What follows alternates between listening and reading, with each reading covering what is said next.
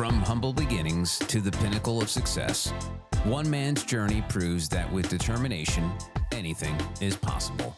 This is Catch as Catch Can with George Tinsley Sr., inspiring conversations of triumph over adversity. Here's George. Our guest today is Darrell Griffith, a friend, longtime friend, a family friend from a few years back. Darrell is a legendary figure both on and off the court. Darrell led the University of Louisville to their first championship in 1980, and now works to strengthen the university's connection with the community. Darrell's title, Darrell, and correct me if I'm wrong, is Assistant Vice President for Community Engagement at the University of Louisville. That's correct. It's a pleasure, man, to see you. Heartwarming. So many years we spent together back in the day at Louisville Male High School, when you were just budding coming into your own. So glad to have an opportunity to sit down with you. Well, let's just start off with you about growing up in Louisville and some of your early experiences that made you fall in love with basketball. Well, first of all, it's a pleasure to be with you, George, man. I mean, people don't realize, George says we go way back.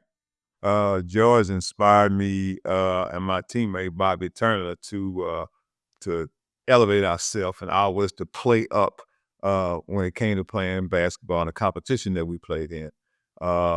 George dated Sarita, which lived 2 doors down from me, and that's how we became connected. And I always tease George about that green GTO he had back in the day. I know he wish he still had it because of the it's a collector's item, man. Yeah. Myself and Bobby Turner, we were tied at the hip when it came to playing basketball. We went to elementary school together, junior high school and high school. And we were always a tandem that wherever we played ball together. And the memorable moment for me is when, watching George play for the Kentucky Colonels. Kentucky Colonels was a pro team in Louisville, Kentucky. A lot of, fans don't realize that San Antonio is the beneficiary of Kentucky Colonels not going to the NBA. Right. 4 teams that were chosen were the Denver Nuggets, the New Jersey Nets, the Indiana Pacers, and the Kentucky Colonels. And then when John Y. Brown went through his sale and buying the Boston Celtics, that's paved the way for the San Antonio Spurs, which to me, coming from the city of Louisville, is one of the major mishaps of a professional franchise in our city's history. We were at the time had the 6th largest attendance in both leagues. Mm-hmm. People don't realize that. Our attendance at that time, we were averaging George 15,075. Right. It wasn't a possibility or a problem that we didn't have the attendance. I think it was just a business move that John Y. Brown made, that we were on the short end of the stick with that. In saying that, watching the Colonels, watching George and Dallas Thornton and these guys that play with his dirt boat team, me and Bobby was inspired. George had hops. He had crazy hops. Him and Dallas Thornton, one of the biggest thrills that a lot of us growing up, particularly myself and Bobby Turner and the dirt boat crowd, was to see the layup and the warm-ups before the game, because you got to see the array of dunks that these guys could display. And the reason why it was so appealing to watch is because during my whole career, up until Louisville, you couldn't dunk the basketball. Right.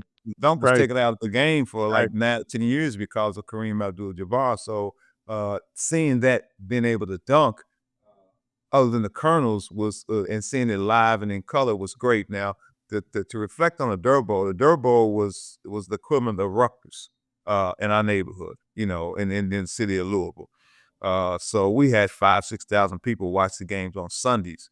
The pro league was the main league of the Dirt Bowl, and that was something that myself and Bobby was always attracted to, particularly when they were first in what they call the hole at Shawnee Park, which is it was a dip in the park where the court was in the valley, and then it moved to a new location that the Parks Department had built, which when it flourished, it took off. So I got a lot of my ideas about dunking through George, watching him in the dunk in the layup line. He had a big impact on me. George, you coached, us in junior high school. But I tell you, I don't know if you remember the story that when we talk about playing up, me and Bobby. So we respected George a lot, listened to him, and he was a figure to us that we wanted to strive to be. We asked you one day, could we play on your pro team? And he said, no, I don't think you guys are ready right now, right? So me and Bobby were like, we were some eager guys. So we were like, let's put our own team in, So the following year, we got a bunch of guys together, myself, Bobby, Darrell Macklin, Bob Miller, Robert Stewart, and we just placed ourselves in the pro division, which, that's the mentality that we had to play up. But that whole era, watching you, George, again, achieve what you've achieved, watching how you have took your career that didn't last as long as you wanted to in professional basketball and took advantage of the business sector, which is how you got in touch with the Kentucky Fried Chicken franchises. I watched all that, and at the time I was like, Kentucky Fried Chicken, what's the movie making? And then I seen the connection. Walt Simon, if I'm correct, was Right. inspirational because he was a former Kentucky Colonel player that went to KFC. So as young black men, you see older black men in the community do things, and you wonder why. And wondering why gives you a clearer picture of why they did it. I can also mention Lenny Louds. He's a former professional football player, and this entrepreneurship he had and his mindset in the West End and the Louisville community inspired a lot of people, including myself. So I think George knows how I feel about him and his family. Again, his wife Teresa used to babysit me and my brother Michael and Cheryl when we were coming up. So we're connected all the way back, and your lives kind of take different journeys when you move, but the memories and the heartfelt connection that you always have will always last forever. Darrell, you hit on several key points, man. I appreciate the plugs, brother. Yeah, that, oh that, no, that you man. gave me, man. And from the heart, I appreciate it. I want to reflect on a couple of points, though, and see if this brings back some memories. First of all, playing in Jerome's little yard there Oh where he yeah, had the basket. That was the first time that I actually watched you and Bobby, as you mentioned, were joined at the hip. You two playing together there, and realized I saw that ability. And you guys, I think, may have been in seventh grade or somewhere in there. I remember getting you guys together and putting in my 1969 GTO, going out to Newburgh and challenging teams out there and threatening you all that if we didn't win, you were going to have to walk home. yeah, I remember that. Yeah, So and that process that you did, George, uh, believe it or not, has stuck with us. Because what you did, you took us out of our element in our own neighborhood and placed us in another neighborhood. So as we got older, one of the guys I mentioned on the dirt bowl team, Robert Stewart, he was a little older than us, and he would get me, myself, Bobby Turner, Duran Macklin, and he was on driving at the time. And he would take us to different areas. So we was Right. like, we get tired of playing at Shawnee Park, tired of playing at Chickasaw, same talent, But he would take us to different areas, not only in the area, but we would go to Bowling Green. We would go to someplace in Indiana. He would find places where Right. it would be good competition to play. So that whole mentality that you had taking us out of the neighborhood, that's Right. what Right. gave us that opportunity. Yeah. Well, you guys were some special guys, and not only your ability, but your character, and it was always heartwarming for most of us older guys that were experiencing sport and seeing what it had done for us to see the possibilities for you all. You have mentioned the Dirt Bowl, and I got to tell you now, I had on my earlier show Artis Gilmore. So, the one thing that always comes up with Artis Gilmore, as far as did Darrell Griffith dunk on you? And my comment has always been when someone asked me, I wasn't there, I don't remember, but when Darrell first started playing in the Dirt Bowl, as I recall, he was in the ninth grade, eighth, ninth grade, so he wasn't at male. When he came to male, Wade and I told you guys that you could not play in a Dirt Right, Bowl. So right, you guys weren't playing then. So prior to that, in the ninth grade, the one thing that jumped out to me was Ron King shooting a jump shot out of the corner and you coming out from underneath the basket down where the block is and blocking his shot. And that was the most amazing. You were in ninth grade then, ninth or eighth. That was the right. most Ninth amazing grade. thing that I could see. It was like the kid who played at Duke that blocked someone's shot one time. It was the only other time I've seen something like that. But that was the one time that I said, this kid is ready. He could play in the pro league. No problem at all. You and Bobby were dominating when you all were playing. So I remember those times, man, that your ability really came out. So when Artis mentioned that the time I said, oh, okay, the ninth grade, when he was in ninth grade, I saw a lot of amazing things that he did. So you know, we kind of let it Well, go. well, understandably, artists wouldn't concede to that, but I ran across the other last year at the barber shop, Uh-huh. right? Didn't realize that it was one of the Hackets that refereed the game, Yes. and he refereed the game that I dunked on Gilmore, Uh-huh. and he was telling the barber shop about that, and he Yeah. ended up getting on the phone the other referee that refereed that game. So I didn't realize that these guys ref the game, you know. But all I have to say to that is that if you come in this neighborhood and you ask people who was at that game, they will tell you exactly what happened, just without me even saying anything. So I'll leave it at that, George. Right, yeah, and we'll let that story go. I believe you, no question in my mind. But Darrell, when you were going through in junior high school, you were being recruited by a number of different schools because at that time you could go wherever you wanted That's to correct. go. And tell me what your thought process was as you were going through that. You and Bobby, but you primarily. Well, just to give a little history about our junior high school league was phenomenal. Yes. It was major. And even when we went to high school is not the same, George, as it was. I think busing depleted the talent that was in the city. We had some major talented players in the city that was just phenomenal. If you think about it, George, if all that talent had stayed and went to University of Louisville, Right, you know, right, you speak of Ron King, Ron King, Otto Petty, they all went to Florida State, went to the Final Four. right, Jerome Perry, was it Jerome? Yeah, Jerome Perry. He left. He didn't go to Mel. He left and went to West Kentucky. They went to the Final Four. right. So it was, and I think somebody did a study on in the neighborhood that I grew up in within a mile area. It was about 10 guys that went to the Final Four. Right. Myself and Bobby and Duran Macklin, the Bunton brothers, Otto Petty, Ron King.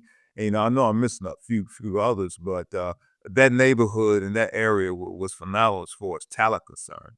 Yeah. But from a junior high school standpoint, my edge of going to Male was my brother Michael. Uh-huh. That's how Right, I got the number right, 35.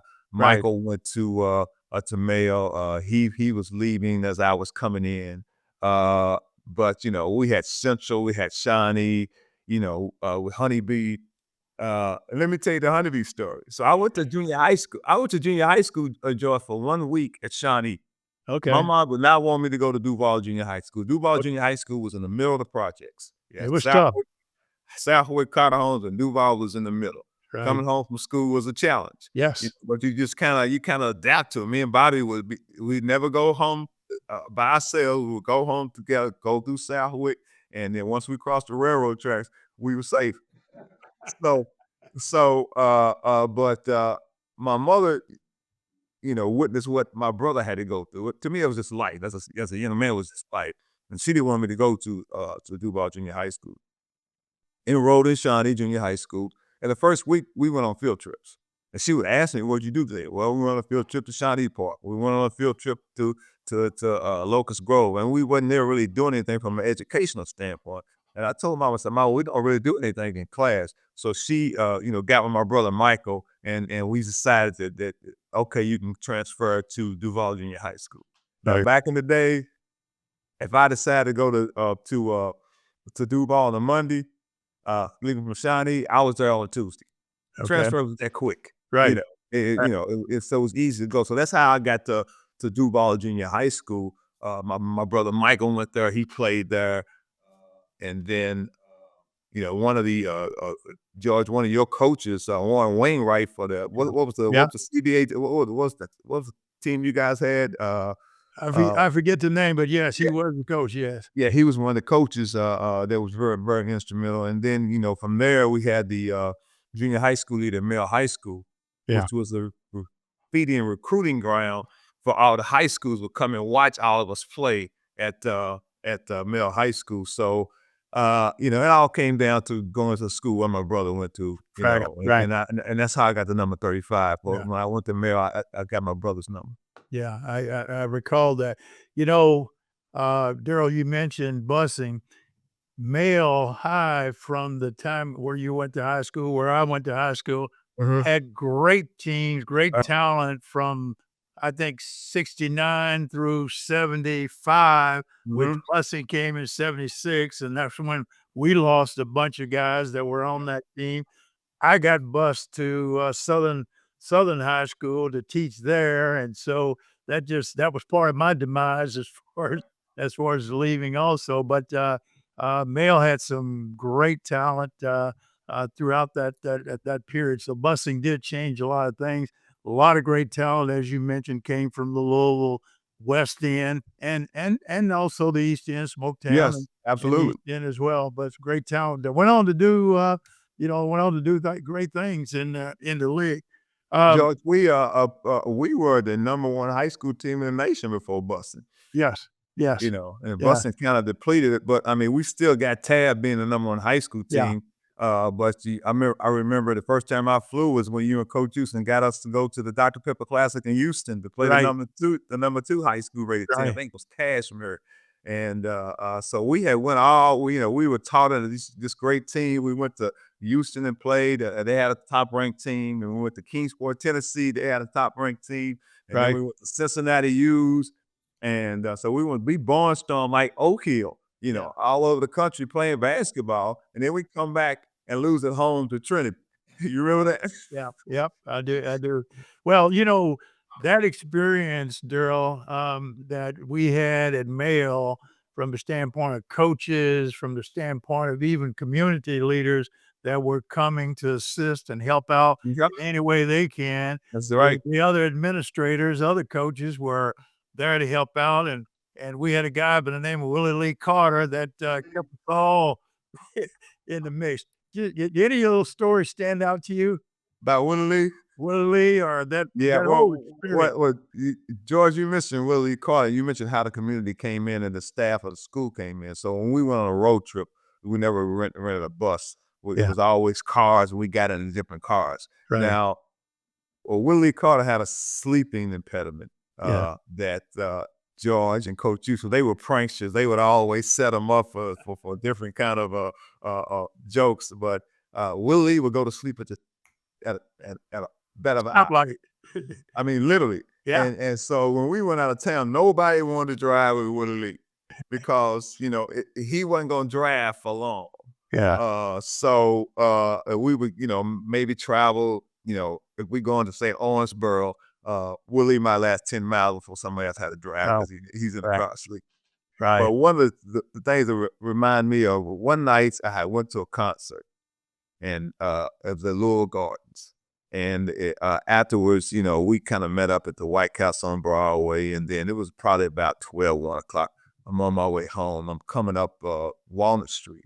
And I probably was the only one on the road going toward the West End that night. And you know how you there's a bunch of lights and you stop at a light and you see a light in front of you backing up a car light. So as close I got, that car had moved. And the closer I got, the car had moved. So I pulled up beside the car at the light. And it was Willie Lee. He was in there asleep.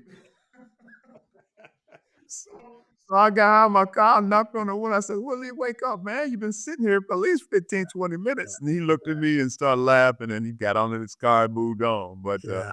uh, You know, uh, Darrell, I remember it just is another piece on this. One day we were practicing, and it was, I think, I forget what had happened, but it was a tough practice, and we are out there really just hard at it. And all of a sudden, Will Lee was on the sideline, and he fell asleep, and he knocked over all the Yep. chairs.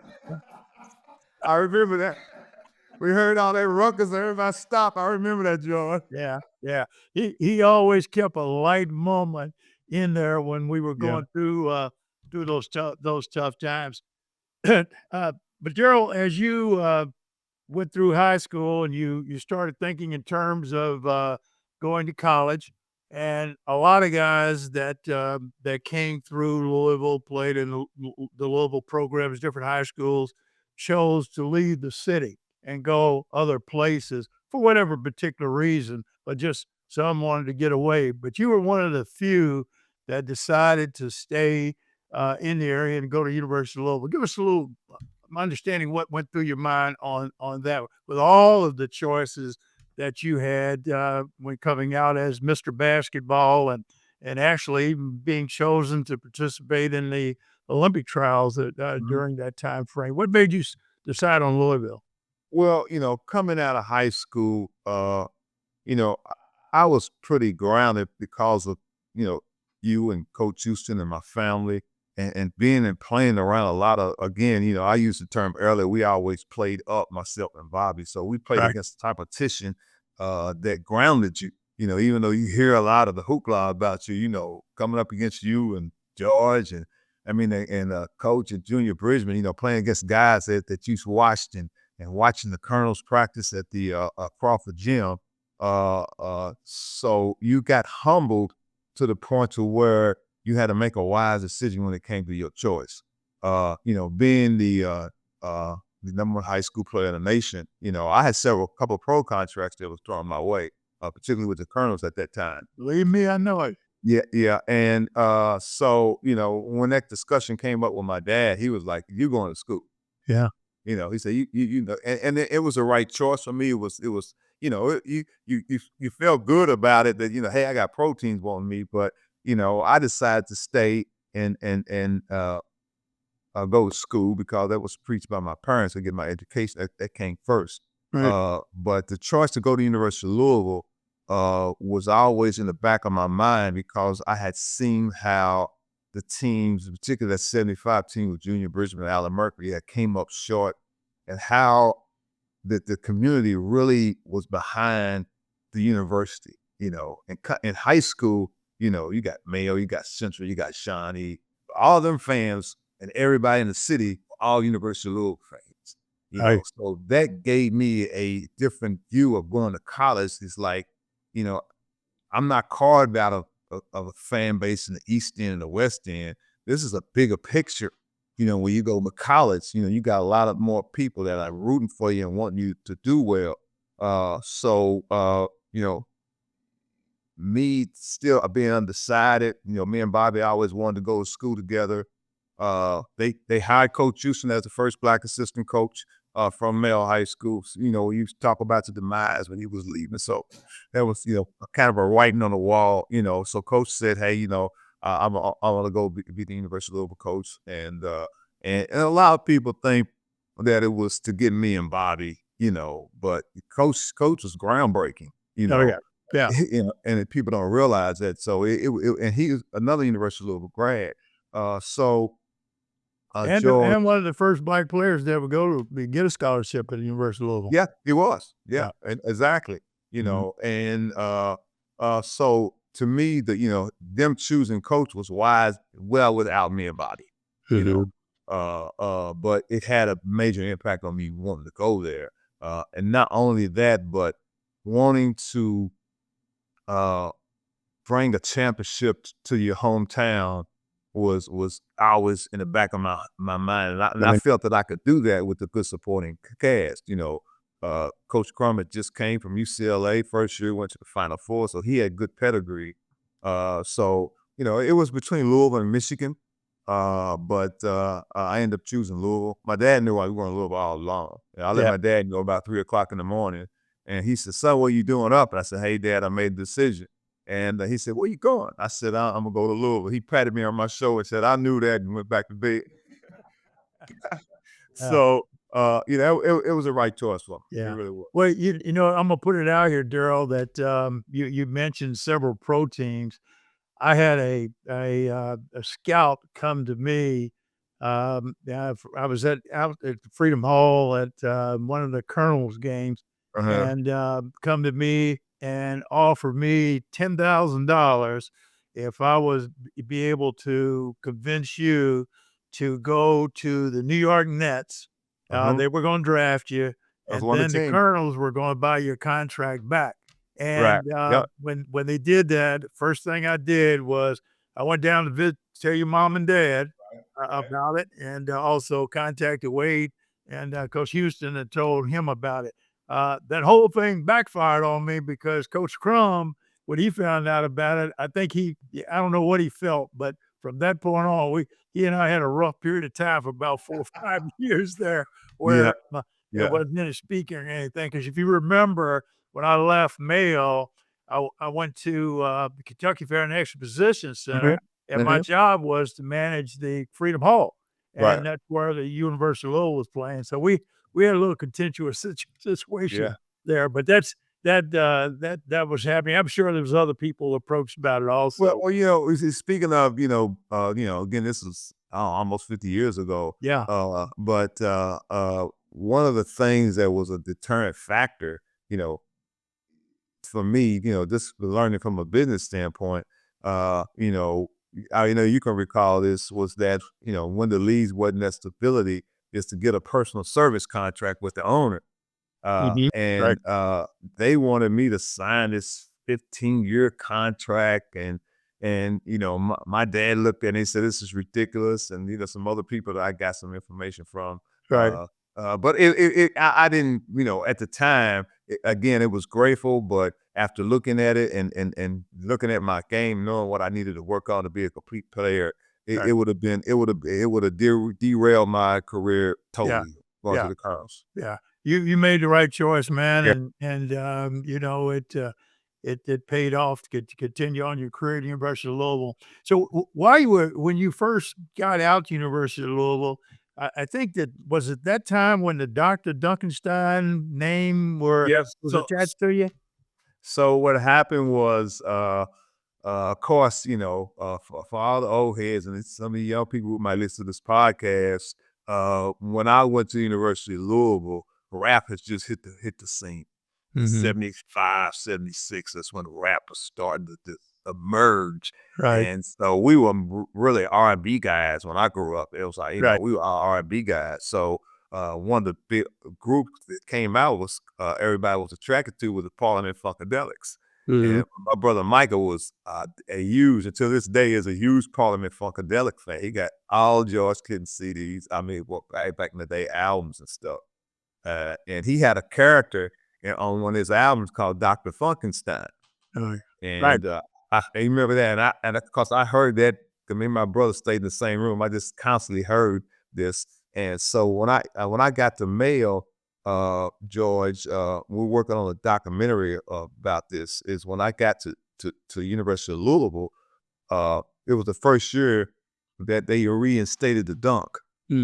Dunk, as I mentioned earlier, we couldn't dunk in high school Right. because of the ring. So that was the first year they reinstated the dunk in college basketball. So because George, we used to in middle high school in the warm up lines, we had docs there at the door to watch for the officials. So based on us dunking and stuff in the pre games, people come to the game early just to see us dunking the pre games, and then Doc will look up and wave a towel, let us know that the ref is coming, so we had to stop because you get a technical.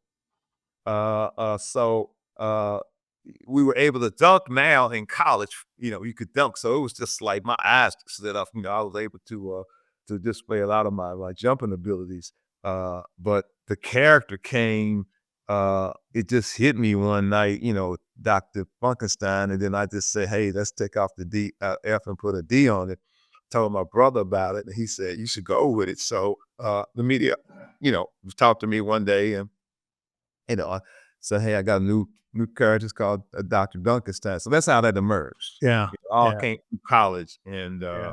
it became a brand. Yeah. My son today still, George, has a poster in his Yeah, room yeah, at our house with that you signed that put up there that was his thing, yeah, with the two balls. Right, Yeah, right, yeah, right. So, yeah. And when I sat with Nike coming out of college, first thing they did was, marketing wise, mhm, was took me to Seattle, and we shot that poster. Yeah. So that's how the character came up. right. And So you have 4 great years at University of Louisville. You win an NCAA championship. Now it's on to the pros. Tell me about the transition there, moving from college to the pros.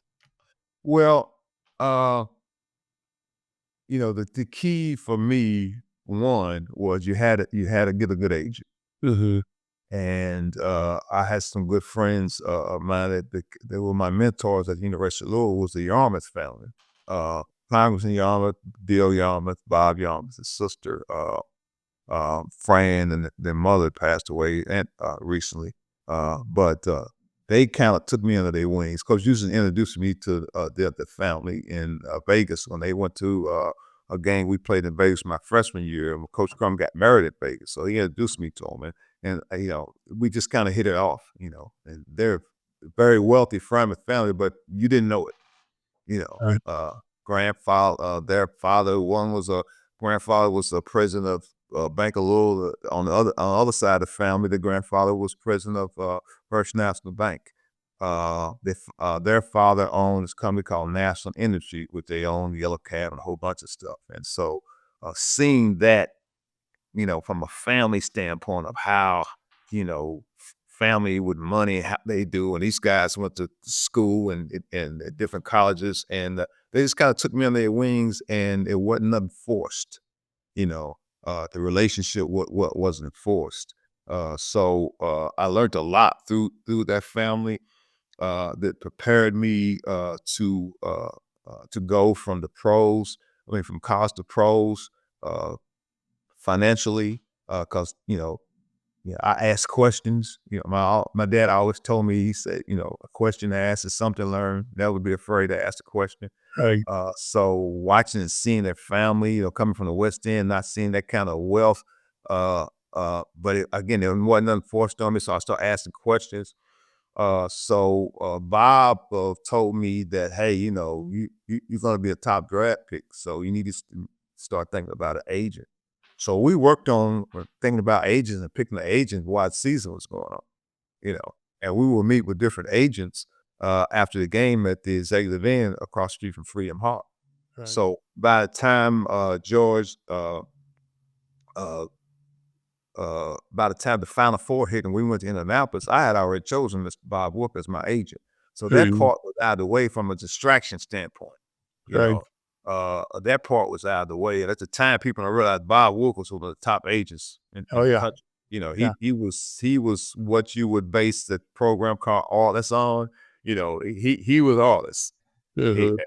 about the agents. And so, OB, Otis Birdsong was one of the clients myself, and Joe Barry Curl, Larry Bird, and choosing Mr. Wolf. I had that out of the way. So the next thing was to wait on the draft. Mhm. And draft wise, you know, they was projecting me to go number one. But what ended up happening is, well, Boston had the number one pick, Utah had number two, Golden State had number three. Red Auerbach and Mr. Wolf were like this.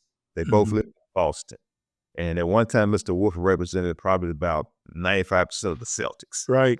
you Right. know. And Mhm. they had a great relationship. And the plan was, he told Mr. Wolf, he said, hey, we want to get Griffith in Boston. And we're going to make some moves to make that happen. So what they end up doing is trading Robert Parrish to Golden State for Joe Barry Carroll, Okay.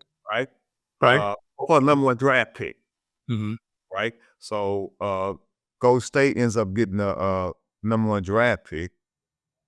Boston and Golden State switch spots. So now Boston's, instead of number one, they're number three, and Golden State's got number one, Utah's number two. Red Auerbach's plan was, okay, if they got rid of a center, they're gonna take a center. So they took Joe Barry Carroll at number two.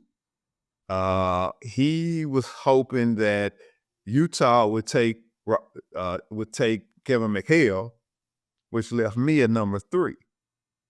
So he would have his two main goals was to get a big man and a shooting guard. You Right. know, Utah took me at number two, which kind of derailed everything, and then they end up taking Joe Barry Carroll. Okay. So that's how I ended up in Utah. Unfortunately, you know, when you're a high draft pick, you go to a low team most of the Mhm. time, and then Mhm. I say that's what happened. So Right. that was tough for me my first year in the pros. That was a worst year in my career, as far as being motivated and going from a national championship team to a team that's the lowest in the league. They only had 2,500 people at the game. You're going from 16,500, a sold out crowd, to 2,500. You know, you're going from a city which has a 25% African American community to a state who only has 1% Black in the whole state. Right. Uh, so culture shock was there. The winning program was there, so it was tough. You know, I had to be mentally tough. I had to motivate myself to be able to perform, because now, you know, basketball is my job now. You know, watching, you know, other draft picks that I play with, you know, be in major cities, you know, as we go on the road, and seeing how the major cities is just, you know, something that you aspire to be in as a pro. And here I am in Utah, wasn't nothing to do for African American, nothing. We had one Black barbershop named Bob named Billy. There was no African American radio. TV was limited. You know, it was just it was different. So you gotta put yourself in a mental state to overcome all them obstacles. Yeah. Yeah. So Uh, so what motivated you? How many other Black players are on the team? Well, That on the flip side, Okay. you know, it was Agent Danley was there. Okay. My rookie year, it was a revolving door for players. Okay. We went through a lot of players. You know, the stability didn't come until my third year. My rookie year at the end, we ended up picking up Ricky Green, which is all-star, played Right. the man. We picked up Mark Eaton in the draft. And then my third year, we got Darrell Griffith from NC State. Mhm. We drafted Dominique Wilkins. He said he wasn't coming. So they ended up, he literally said, I'm not coming. So Right. they traded him to the Hawks for John Drew and Freeman Williams. Okay. Yeah. So, but we turned it around in 3 years. You know, we went from the cellar team to winning our division in 3 years. You Yeah. know, so the trajectory was there. You Yeah. know, and really in my professional uh, uh, time at Utah, which is my whole career, that was one of the most fulfilling moments, that when they raised the banner us Midwest Division champions, because I knew Mhm. where we came from, Right. and it was a sign of winning again, and it Yeah. brought back memories of being at University of Louisville and going in the right direction. Yeah. Unfortunately, we were in the Western Conference and we couldn't get past Showtime, Magic Yeah. Johnson, and the Yeah. Lakers. Yeah. But you look back, yours, I said without hesitation, I wish I was in a major market, you know, asked to get traded several times. Could have been to a major market several times. As my rookie, my first contract went out, I was in How New York long was your first contract? five 5 five years. years. Okay. Yeah. So I was the New York Knicks #1 player for a free agency. Okay. Could have went to New York, but that was my contract. The year my contract went out was the first year of the salary cap. Okay. A lot of the general managers didn't really understand the cap, but the agents knew what the cap was about, how to work it. So New York wanted to get me. They had a relationship with Mr. Wolf, because Mr. Wolf represented Bill Cartwright, and Bill Cartwright was already at the Knicks, and he had broke his foot and had a fifth metatarsal injury. They were saying they was going to wait, and Mr. Wolf was telling them, hey, the way the collective bargaining agreement means is that you could sign your existing player, and it won't affect the cap. Mm-hmm. But if you sign an outside player, it would affect the cap. So Mr. Wolf was saying, hey, if you want Griffith, sign him now because you got the money. If you sign Bill Cartwright, ain't gonna be no money left. You can still give Bill Cartwright the money you want to give him because he's an existing player after you sign Griffith. Mm-hmm. David Busher was the general manager, and he didn't understand it. He signed Cartwright first, and he still tried to come to me. They only had $200,000 left.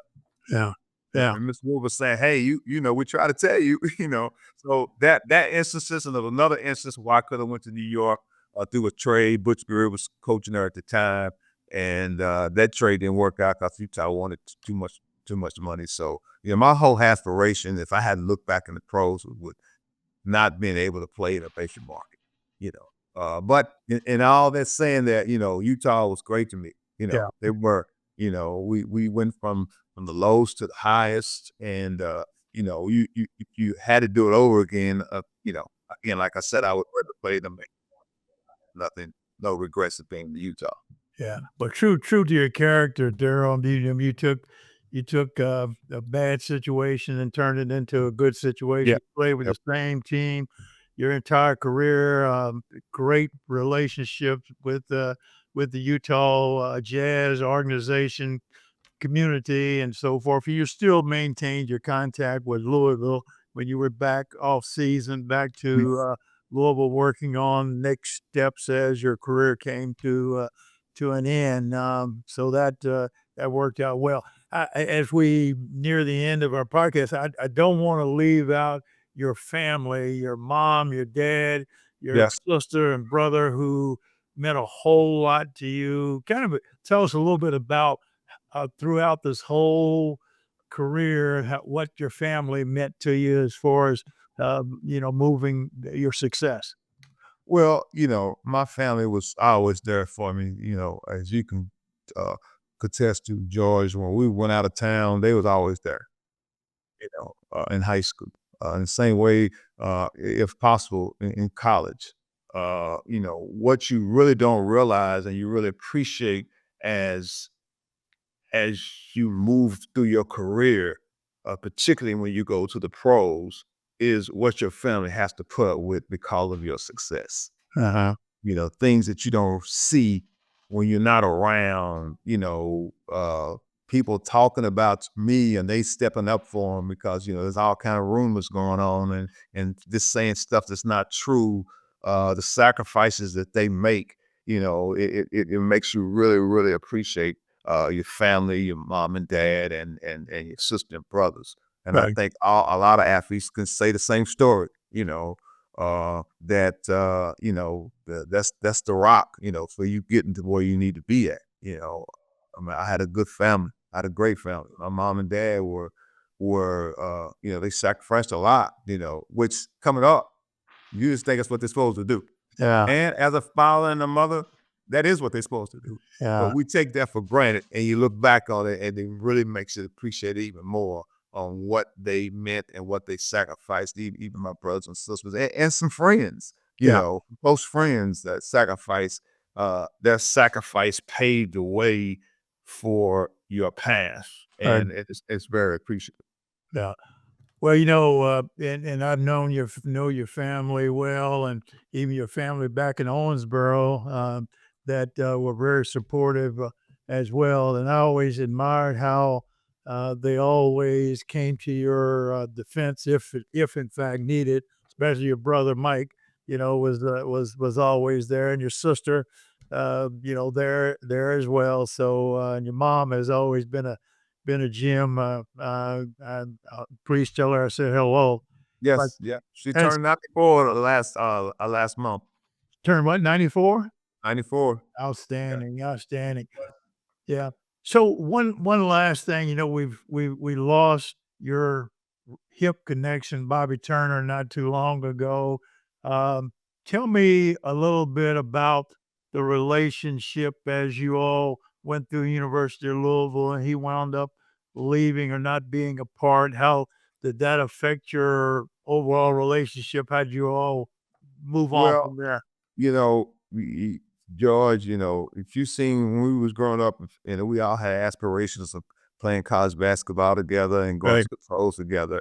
But life plays out. right, And so Bobby became academically ineligible my senior year. So one of the hardest things and one of the joyful things for me and one of the hardest things for me is when we won a national championship, which is what we set out to do going in as a freshman at the University of Louisville and doing it without Bobby.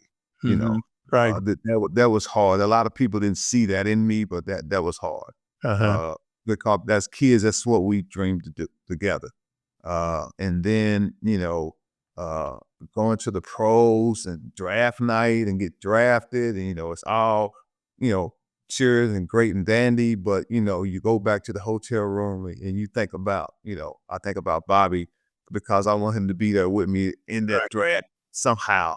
And, right, and that didn't happen. And then years later, me and Bobby was talking and he came out to me and he told me, he said, man, when you won the Jackson championship, man, he said, I had tears of joy, I had tears of sadness. right, He said, because I know I was supposed to be there with you. yeah, And yeah. it was tough. Yeah, yeah, but I imagine because you guys were I mean, you didn't see one without the other. I mean, as you all were growing up, it was just if one was there was the other one, and Yeah. and, So, as you go into the pros and life happens, George, because now I'm in Utah, now I'm doing things. Bobby's back here working. We connected, during the off season, but it wasn't like it was when we were coming up, right, because we were together all the time. And so our career paths changed and our relationship changed as far as the consistency of being around each other. right. But my love for him never changed. Yeah, yeah. I think all of us that, grow up and grow through those relationships going those same things. The good thing is you just mentioned that y'all talked about it, and, Yes. that keeps the relationship there. Yep. Tell us what you're doing now in University of Louisville. I am the assistant vice president for community engagement here at the University of Louisville. Community engagement is a big part of what the University of Louisville stands for. We have 4 core areas that we deal with: economic development, health, and then health and human services, and the quality of life. Is where we try to go out and touch the community to network, use our influence to improve the areas I just mentioned. So we're such a presence in this community that you know we want to make sure that the community knows that we're just not here as an institution taking people's money for go to school and athletic program. No, we're here to assist. Our department lets the community know that we're with you. We do programs in different schools. We connect with different community programs to enhance what they do. We can help elevate a lot of the areas that I mentioned just by our presence and the power that we have and the financial strength that we have to partner and make the community better. So it's been fun. It's something, George, that I think that the Lord put me to do it because I've been doing community relations like yourself all your life.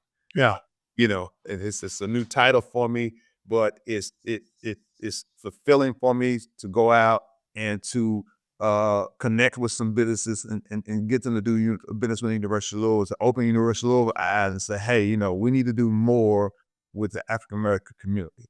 There's businesses in the community that feel disconnected from the university, and I want to bridge that gap. Right. Now we getting more contracts from a business standpoint from the University of Louisville throughout the African American community and the people of color.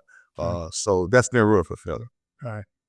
Well, Darrell, I tell you, I'm so proud of you, man, and watching you grow up and your career through professional basketball, college there at Wesleyan. What people don't know is that you could have been probably an all-star in track. You were fast as hell. You could jump like hell, but we never could get you out there on the track. Yeah, I think remember. did you participate one time? So what happened is, what was the track coach name, George? Coach Thompson. Coach Thompson. Actually, people don't realize the track team got more state championships than basketball. Yep. Eight in a row. Yeah. Yeah, they were tough, and so Coach Thompson was say, hey, Grib, we need to get you out here, and we want you to run, and so he challenged me. He said run with run the 100, and I said, if I beat these guys, will you leave me alone? He said, yeah. So they had cleats on. I beat everybody in the 100, and then he wanted me to jump in the high jump, and I agreed to do that. So when I go to the high jump, I broke a regional record warming up, and I didn't even know the technique. So what ended up happening is the other coaches were like, nah, this ain't gonna work. So there's a rule where you have to participate in X amount of events during the season before you participate in the region. And Coach Thompson just brought me for the regionals, and they were like, nah, so I was just go out. Yeah. I was assistant coach, with the track team. So I remember vividly and talking to him about it and say, hey, Coach, you can do this or not. But yeah, you were a great athlete all the way around, great student athlete in the classroom. All your teachers respected you and so forth, man. So I'm glad to see that you went on and had your career, came back to Louisville and doing such great things there. We are very appreciative of you being on the program today, and please tell the family and all that said hello, and thank you for being here with us. Oh man, no, George. Guys like yourself and Coach Houston, y'all paid the way. Y'all don't really you realize how much of a stamp you guys had in my career, especially the longevity that we've had being friends and watching you guys, even in business. Watching you from afar, and you and Coach and the guys that were in our head, Charlie Johnson. He used to drive us around to see how you guys navigated your lives after the game was over with, was also inspirational, because as you well know, that journey in basketball is short-lived. Life goes on. Yeah. Gotta have a fallback position.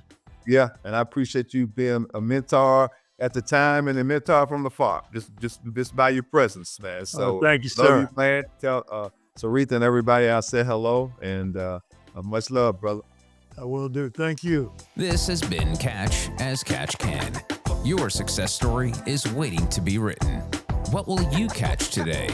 Go to tinsleyspeaks.com for exclusive content, resources, and opportunities. Catch as Catch Can with George Tinsley Sr. is a production of Advantage Media.